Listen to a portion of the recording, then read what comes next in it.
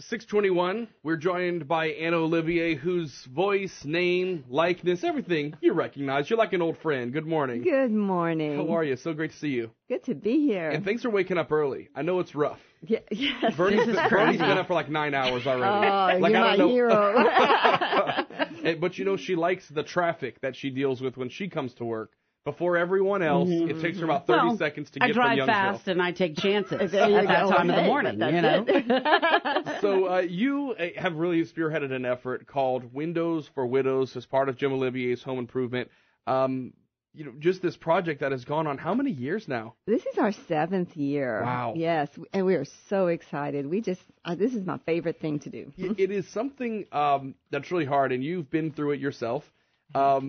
That extra level of support from a really unlikely place.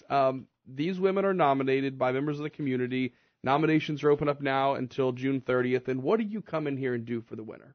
What we do for the recipient, we come in and we will replace all of her windows with brand new energy-efficient windows.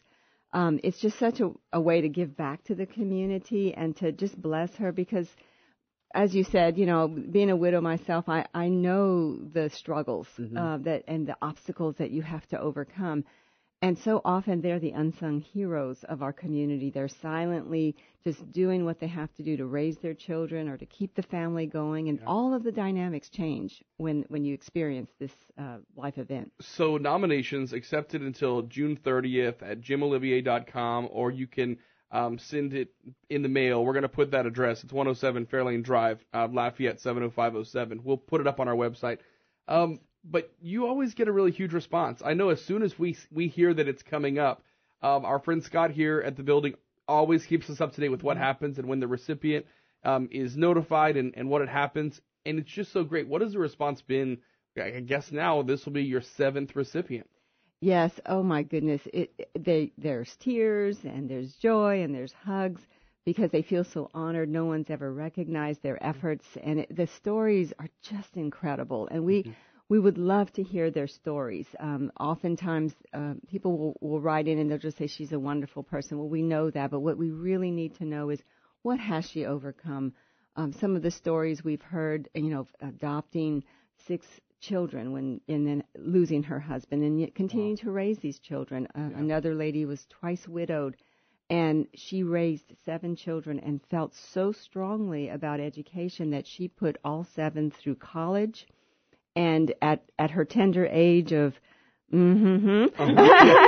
she was still working with Head Start children. You know, that's just incredible to, you know, to do those kinds of things. And we all have people in our lives. You know, Bernie and I come into contact with so many people. We hear so many stories of people that they're out there. I mean, you'd like to say it's really uncommon. You're only able to, you know, have one recipient a year, and this will be the 7th. But, I mean, there are so many stories like this, and you know what? It's just like that Cajun spirit. They keep on going. They keep on going. And, you know, we want to remember our younger widows. A lot of time that term widow, you think of a more mature woman, but there are a lot of younger women that have unfortunately become widows and are facing the same obstacles. So let's remember them as well. We want all nominations to come in, and we want to hear her story. So Windows for Widows, nominations accepted through June 30th.